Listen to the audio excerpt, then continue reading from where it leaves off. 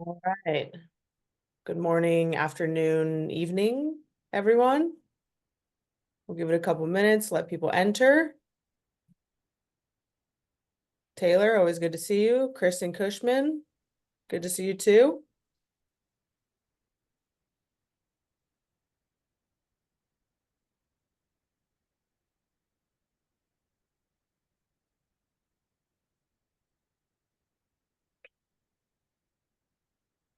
Mika, thanks for joining.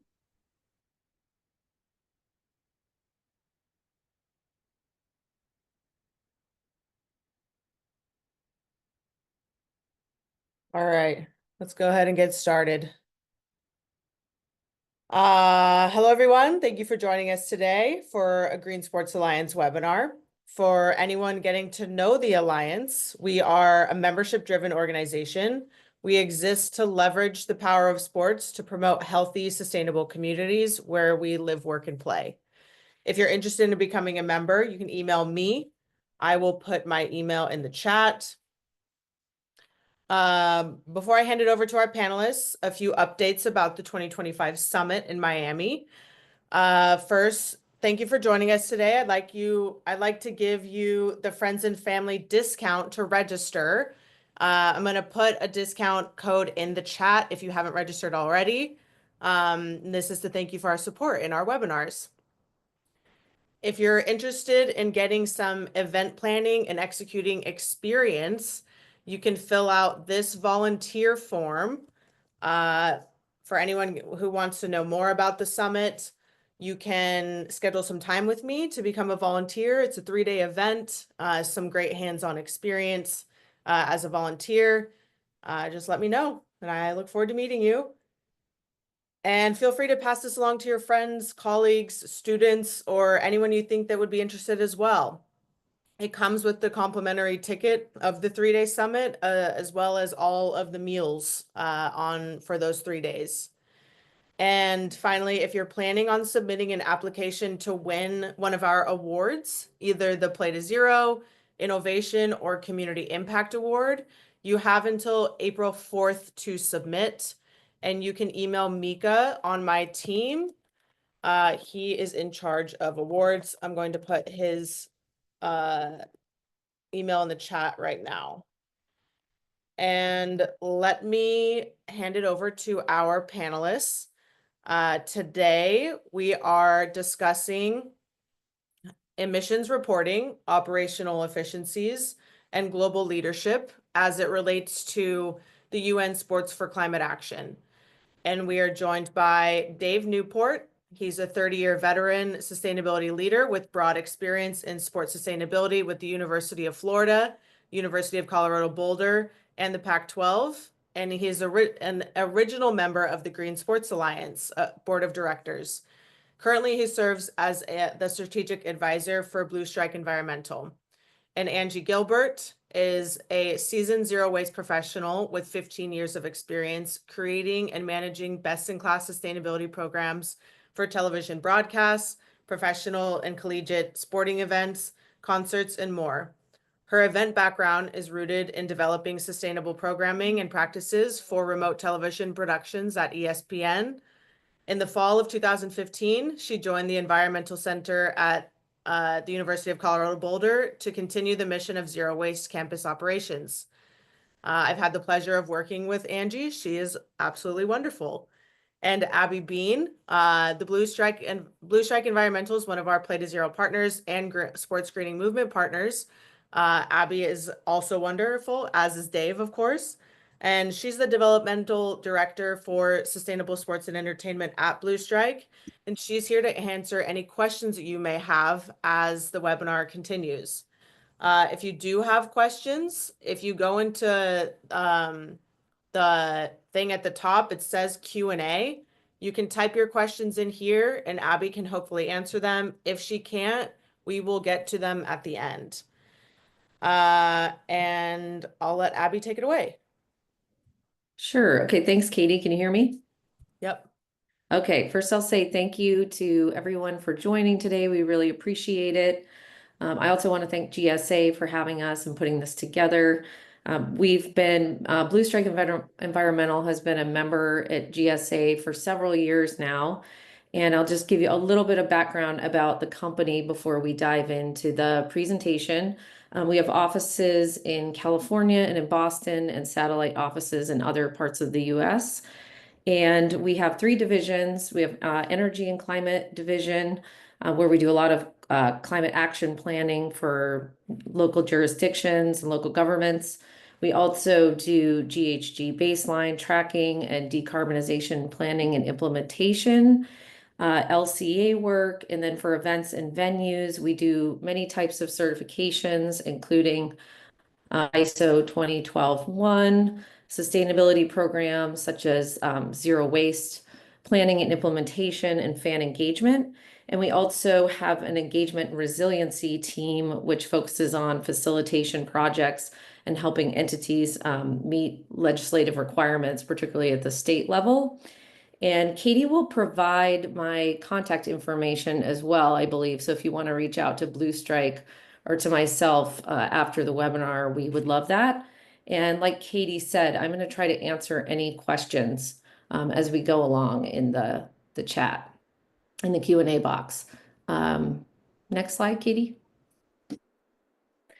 So today, I'll just introduce you to what we're going to discuss before Dave and Angie jump in.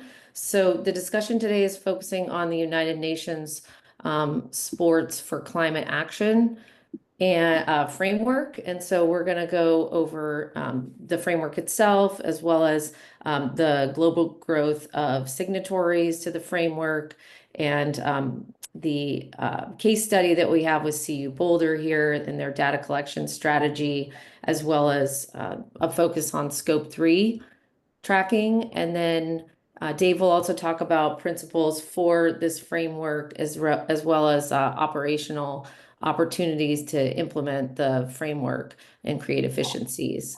And then at the end, if I haven't answered all of the questions, then we will have time to do that with Dave and Angie. So next slide, and I'll turn it over, I believe, first to Dave. Thanks, Abby. Appreciate it. And thanks for the great setup. My mother wrote that bio, so it was entertaining.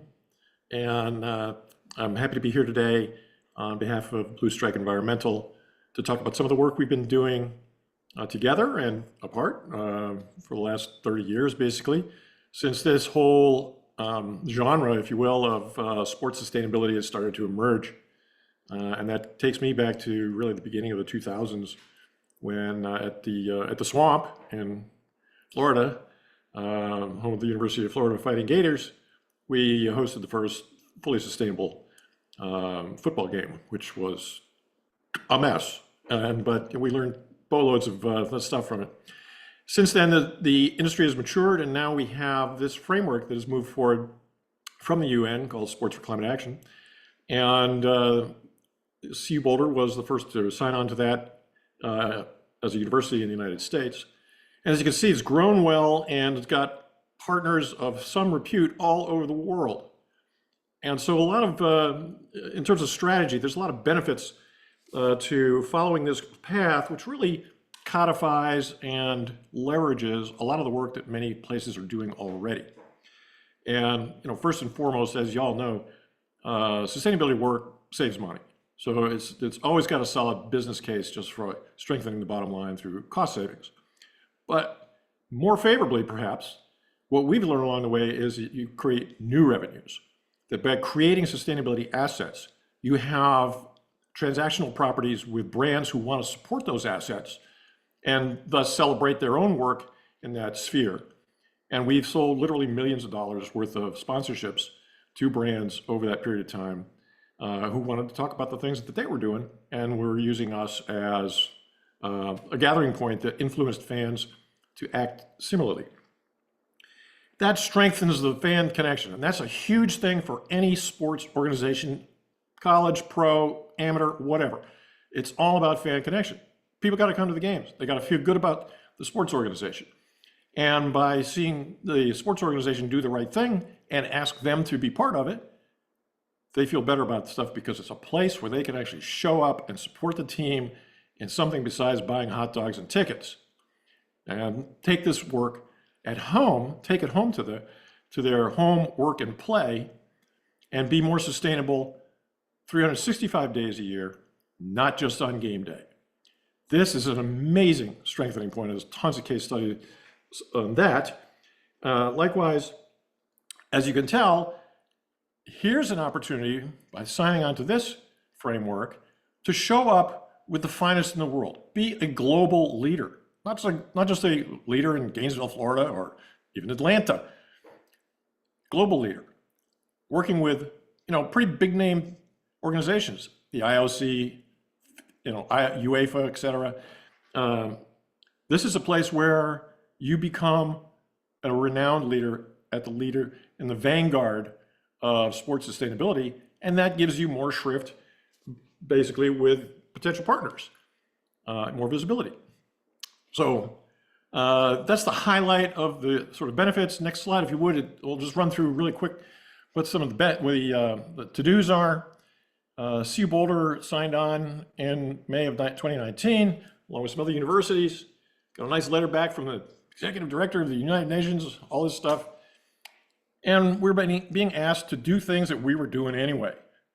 And many of you are, and are looking for different ways to do them and reap the benefits I just was speaking of. Increasing your efforts on environmental responsibility. These are the shorthands of the things that are actually in the document that you sign when you sign up. Reduce your overhead, educate fans, Benefits, we talked about some. The benefits of reducing carbon, waste, et cetera, beyond your existing goals is exceeding goals, being a leader. This is a place that brings out the best in brands that want to support that. You're not just another card in the deck. You're top dog. To mix metaphors. And sorry, but it's a great way to approach brands, and this is one of the deliverables of working in this sphere that we've been able to enjoy. That is, when we speak to brands, we don't speak to their marketing department. We speak to their sustainability people. Get them excited about the leadership that we're showing. They take it to their marketing department, and then we have a conversation. So we don't go through the marketing door and get told no 50 times. They come to us in many cases. BASF, back in the day, a brand I've never heard of, but oh, by the way, is the biggest chemical company in the world, came to us and said, hey, you guys are doing all this great stuff on compost and we want to help you. And so they did, and as soon as I figured out who they were, and we had a 10-year relationship with BASF that wrote us nice checks every year and was happy to celebrate all the compost work we were doing. Those sorts of cases. And the requirements are, and this is a place that sometimes sticks in some folks' craw. You have to publicly report your data every year. This is not just a commitment that, hey, I pledge to do this, that, and the other. You got to report what you did. You don't have to get better. You can get worse. You can get better. Whatever it is, you got to put it out there. And there's some things with sort of built-in get worses going on right now, which is largely in the scope 3 arena, where we're adding new categories of reporting to scope 3. And so your total scope 3 carbon will be going up as we get better at understanding more of that. And you just have to live with that.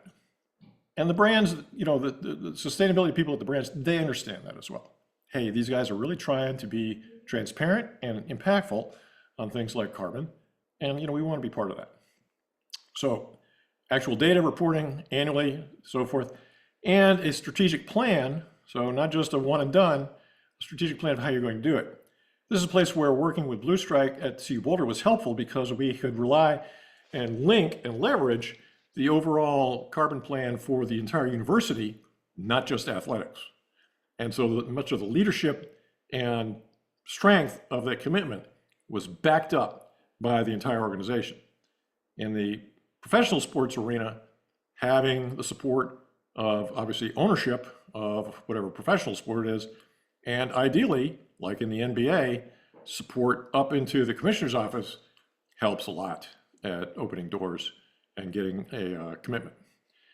And obviously, elevating your commitments over time, not just being satisfied with a 50% reduction by 2030 or whatever, the UN has revised their commitment.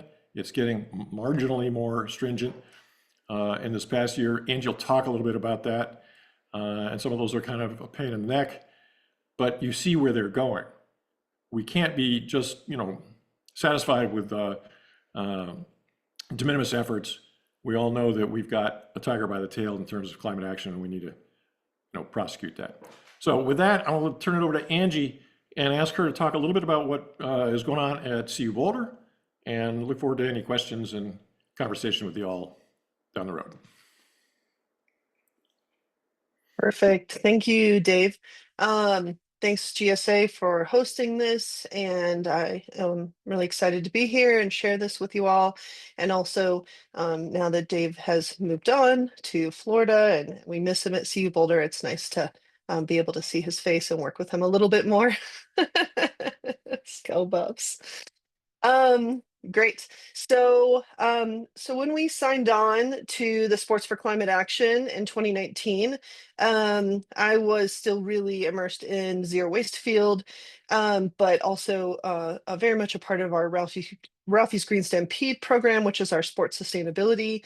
And between Dave, myself, and a small handful of sustainability students, we had to start scrambling to figure out how we were going to accomplish all of this and do our first report and create our baseline. Obviously, Dave was the brains of the operation, and we had a few students, some grad students that had some knowledge on scope emissions. So that's where we started with our path on this. We actually didn't start reporting until 2021, signed on in 2019, then COVID happened. So our first report was our baseline and our first technical year when we jumped in on this. It's really important to note that obviously collecting and calculating this type of data is definitely not part of a typical SOP for most companies, for most staff, for most folks, even sustainability staff, unless that's your main job. And if your company does decide to dive into this, it is difficult to mine that data and to create that accurate picture, like Dave was mentioning, the transparency and trying to be really honest and forthright about what it is that you are creating on your end. Definitely new to me. I have sort of taken this over since Dave has left, but a very tricky addition to our sports sustainability scope and our students, and really hard with typical attrition with students. So that has been a little difficult for us to keep an accurate calculation going. So we've been finding some ways to mitigate that. So beyond what we do on game day, we do a lot of work with our waste and our procurement and guest interactions and fan outreach. I think this is a fantastic way to kind of quantify our impact on game day and outside of game day 365, like Dave mentioned, and then an opportunity for that to go beyond the scope of CU athletics. So just a part of the 1 and 2, scope 1 and 2 are really a lot easier to gather that data. They're more simple to get that information. I made a little infographic here, just a CU one of what we're putting into our reporting, and just and to look here at the scopes, owned and controlled would be scoped 1. So that means something like we're chilling water for AC, or we have natural gas. So these are the items that we actually are purchasing, owning, and controlling on our own as far as our carbon. And then scope 2 would be purchased or from an electric company typically, and then still controlled on our end how much we're using. But it is definitely not something that we have as much control over as far as the emissions factors go. The Scope 2, we actually were just able this year to add in our RECs, so our renewable energy credits from our solar array on campus. We have a couple of them. And now that they are paid off instead of leased, we're able to bring those on and have those as not necessarily an offset, but it reduces our emissions on that end, which is really great. And then down here, scope 3, we purchase these items for operations, but they are way beyond our control. So we're not able to actually control and mitigate what all these companies are doing when we purchase these goods and services. And that's where it gets really difficult. A lot of times these numbers are more difficult to procure from all different departments because they are typically on a financial statement, and the financial statements are massive, the ones that we've received, and that's just athletics. So it's definitely difficult to organize, and it's difficult to make some decisions based upon the data you receive. So we're on a July to July fiscal year, so that makes it really difficult to then transpose that over to a calendar year. Do we keep it fiscal? How do we take that information? So that was one of our difficulties. And then capturing that data in enough time so that we can report on either that year, the fiscal, or the calendar was really tricky. Like I mentioned before, we had some students calculating and determining the strategy for this. So creating pivot tables, categorization of data got a little muddy sometimes. So that's a tricky point. And then, like Dave mentioned, as the collections improve, new categories are always added. So obviously your scope 3 continues to grow. And so you have to find a way to calculate that so that you're not always being kind of discouraged by that growth, but also knowing that you're capturing more data, which is kind of the point of all this. All right, next slide. So I found this on the EPA website, just a little like idea of how to take the scope 3 emissions and kind of overly generalized, but just determining the relevant scopes that you need for your business operation, and then getting all those GHG emissions factors so that you can make estimates on the items that you are able to pull from your list, and then like we mentioned, improve and expand on these emissions. So it was really important for us to try to identify the relevant scopes for the athletics program, which is a little different than like a major business or the university itself. Currently, there are 15 categories. Our first year, we picked 5, and our submission was not actually fully complete because we weren't able to get all of the data in a very like a very quick amount of time. And so we were calculating up to the date that we had to do our submission.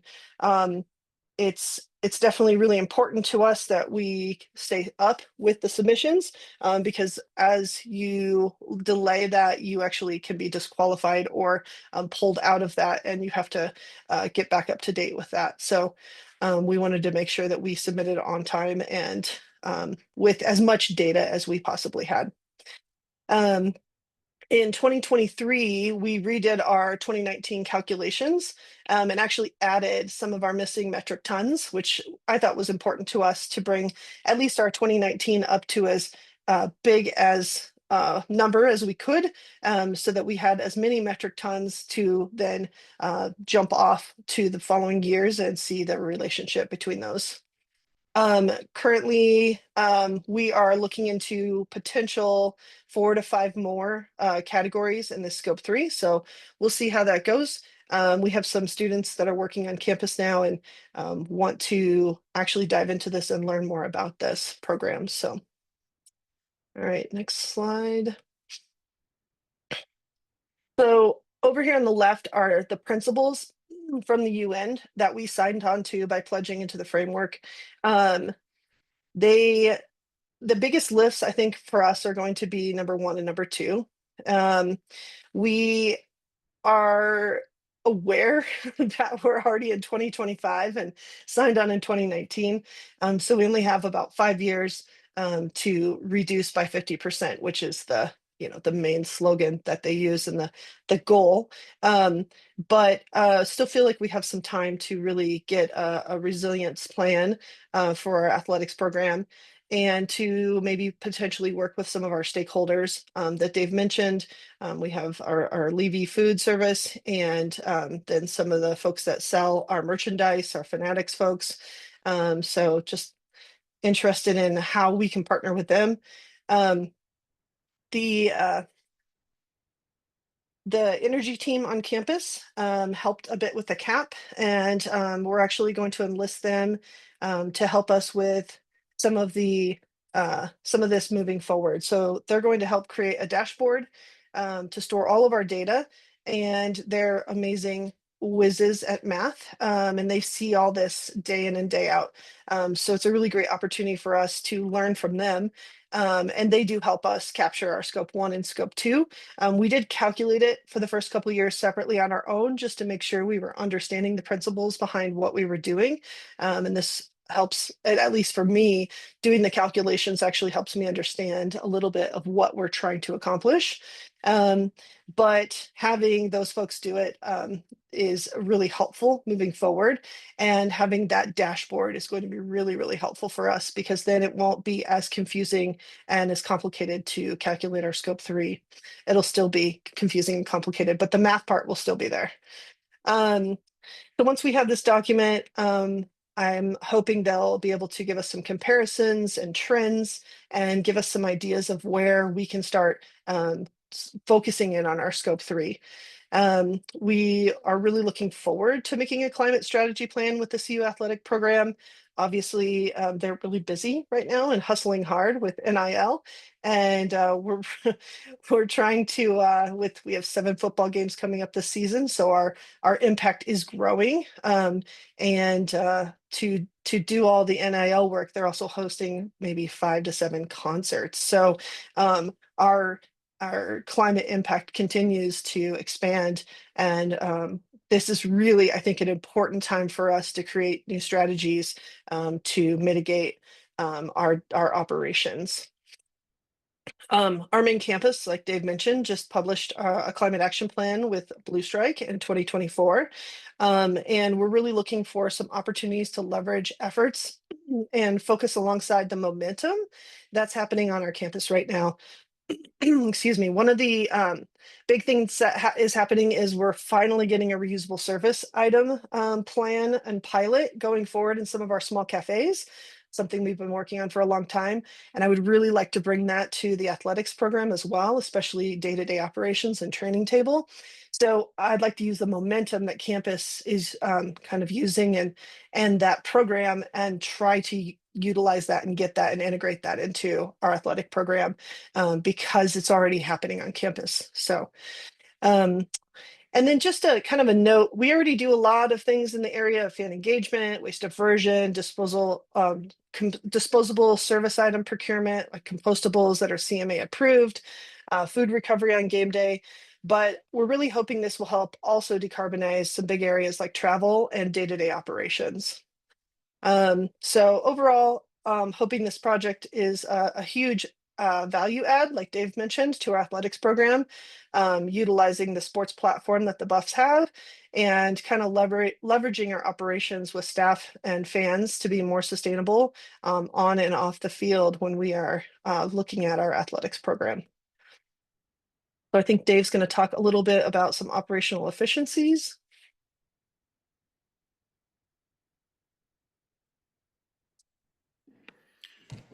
Right, so there's operational efficiencies that are really interesting that float up as you start getting innovative doing this work.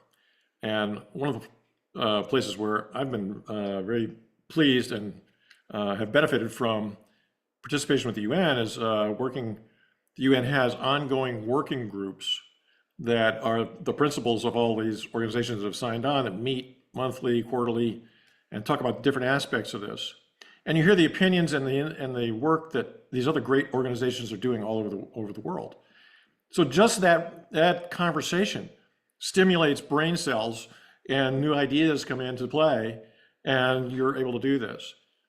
The other thing that doing the UN work does is aligns you for instance, forthcoming World Cup stadiums in the United States. this is something that's recognized by FIFA as a great, tool. They're a member of it. And, that you're speaking the language and so forth when you're doing the UN work. So those are sort of general things about it. Athlete travel, there's some really innovative work being done on athlete travel in the UK. Maybe some of you follow English soccer, AKA football, and saw the trouble that one club, I will remain nameless, got in for taking literally a 10-minute jet ride from London to Birmingham or somewhere for a football game. And the fans, the uproar for all this sort of thing. So they don't do that anymore. And, for a short ride, they can get on a bus and so forth. So some of these travel efficiencies are coming through fan pressure, which is great. That's exactly what gives the leadership the influence and the reason to, get more innovative about what they're doing. Waste diversion and so forth. We spoke of some of the work that BASF did.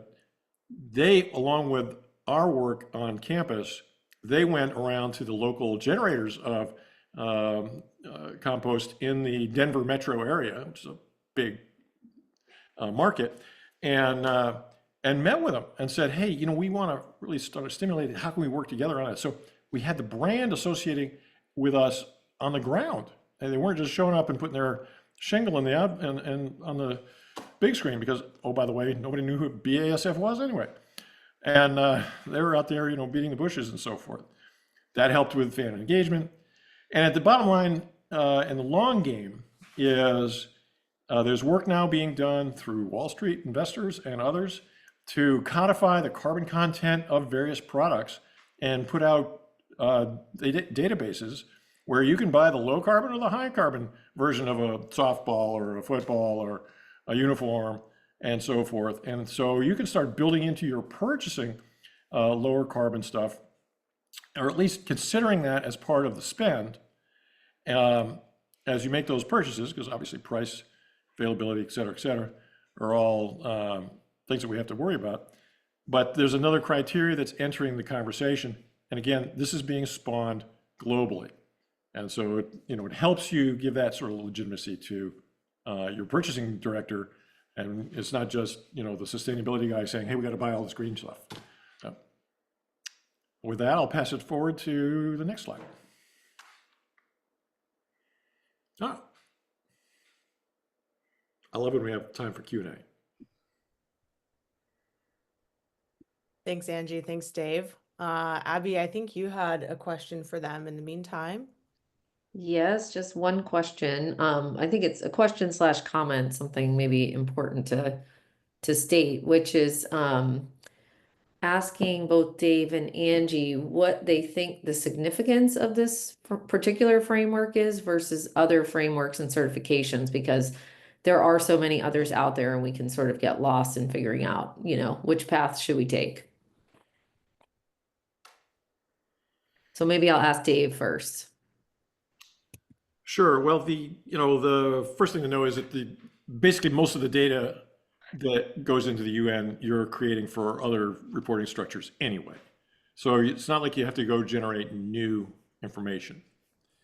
Again, the thing that's different is sort of the global aspect and the public reporting. But again, those bring forward leadership positions that you can then be party to and bring into the conversations with brands, fans, your community, and so forth about the things that are being done in your arena and in your community and market to make the whole place work better. So it's a more credible talking point on that side. The other aspect, and I think I touched on it previously, was in terms of international games. This is definitely a go-to, and as I'm sure some of you know, a number of stadiums in the United States are getting ready for World Cup 26 and so forth, and trying to get their ISO in place and all this. this is work that Blue Strike has done, others have done, and we have had good experience with using this as the framework for the ISO work and creating the benefits that are then basically fungible and saleable as you talk to brands and so forth and start paying. All of us have gone and suggested things, I'm sure, in our organizations that we want to do. And the first question is always, how much is it going to cost? And my answer to that is, well, yes, cost equals cost savings and new revenues. And so this gives you a much more, I think, legitimate track to present when you're asked to defend these actions. Thanks, Dave.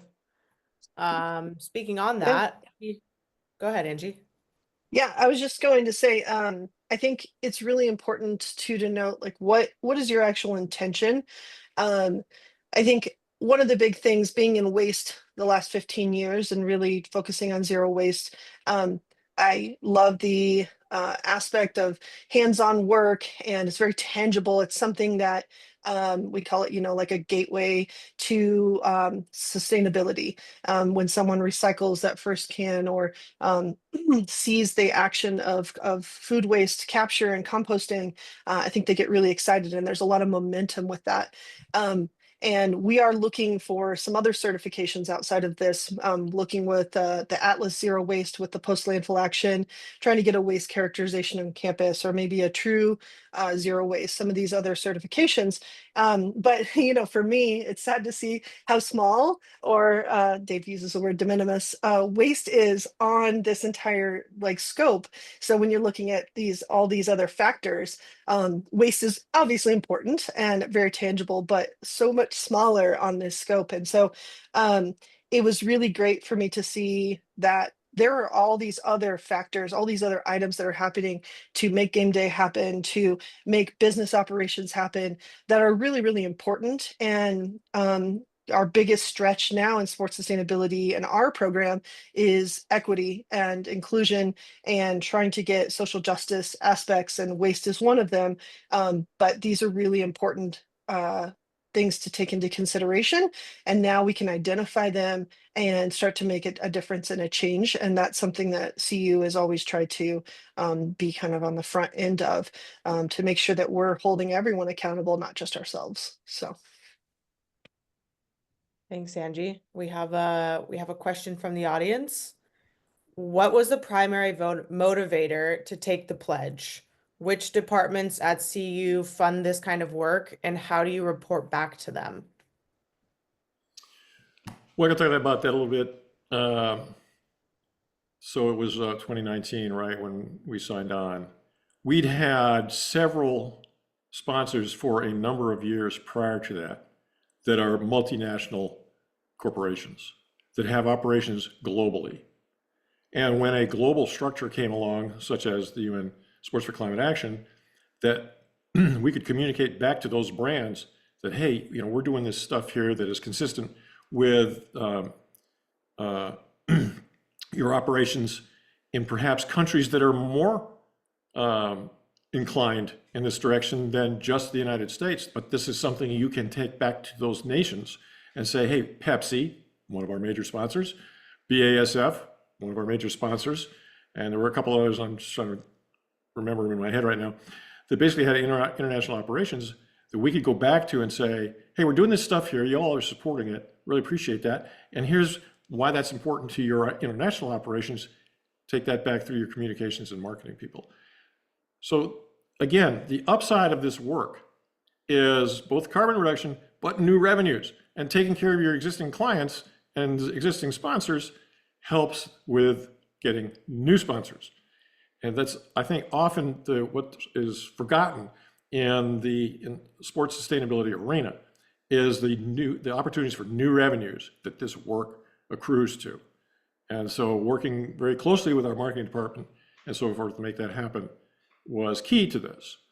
That said, when we went to the athletic director, who is the guy who had to sign on to this commitment, and I've got the letter somewhere, it took about 30 seconds to say yes.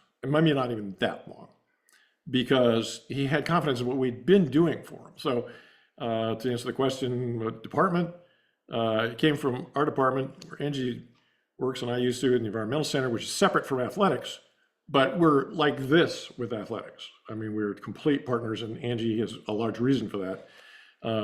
We do all of their concerts and games and events, and 400 some odd special events, I think, inside athletics perimeter. I'm sure Angie has nightmares about. But at any rate, so we had great leadership, and leadership counts. So none of the, there's no downside to this. Again, we're doing this work anyway. Okay, so it's another report to do. Yeah, we weren't reporting on this specifically, but we're generating the data anyway. So, Anything to add, Angie? No, I think that one of the folks on our team, Alex Hoots, is our stadium operations director, and has been in this since day one. Dave kind of looped her in, as well as our deputy director, Jason DePape. So, getting this information back to them isn't super difficult, obviously, because they're working with us. But they've kind of let us take the lead on it and be a part of it. And now Alex is actually taking on a larger role in this. So it's kind of definitely more falling in their court, which is really great for us. All right, we got a couple more questions. They say they appreciate that you're considering social justice elements, the social justice element to your environmental work. What is the connection or the story that you make to tie waste to the social justice component? And what kind of partnerships does this result in? Yeah, I can answer that. So typically landfills sit in areas where folks are highly affected by those items, and they typically don't have a say or money or the ability to maybe fight back a little bit. Obviously, landfills in Colorado are really tricky because they're low tipping fees.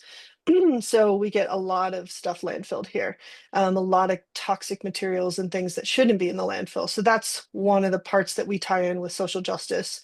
Another is on game day, at least, or on campus. This is the opportunity for folks that typically don't have that ability to have that action of recycling and composting. A lot of folks still don't have that. At least in Boulder County, we do. Everyone at least gets a recycling bin, and now compost is becoming more widespread for everyone. Multi-unit buildings are typically hit the hardest with lack of recycling and composting access. So just having that ability to spread this message and get everyone on board so that everyone feels like they can participate. Another fact that I just learned this last week at our recycling center is a recycling job is one of the 4th most dangerous jobs in the country at this point. So folks that work at the recycling centers, we try to do our best to protect those folks by pulling things out like glass and items that are recyclable, but maybe we can find a different avenue for those. So we do our due diligence when we're sorting waste, when we're making sure that the waste that we are sending is super clean, because a lot of those folks that work landfill jobs, hauling jobs, whatnot, typically don't get paid a ton, and it's a really hard job. So we try to respect everyone all downstream when we're looking at waste and the perspective of waste. And then one of our coolest partnerships that has come out of this, obviously Ball Cup. Dave, that's one of the ones you forgot, is a great sponsor of ours. He can talk a little bit more about the aluminum cup. But our partner, A1 Organics in Colorado, where we send all of our organic material, is struggling a lot with contamination. And so they've actually shut down their end. They're the only compost facility that can accept all compost, front of house and back of house waste, and the Denver metro area. And they unfortunately have had to close down to just food waste and yard waste. And so I've worked within the last 2 years to actually procure all CMA compostable products so that we can hand sort those out. We worked with our other sponsor Eco Products to make sure that all of those items, at least about, I'd say 86% of the items that were served on game day were CMA approved. And then our staff actually hand sorted every single plate, every single fork to make sure that it had the Eco Products logo and they weren't an old plate from years past. I mean, it was really difficult, but A1 Organics allowed us to bring that load down and tip that, which was one of those pictures I had on there, a huge success story for us to continue our composting on game day.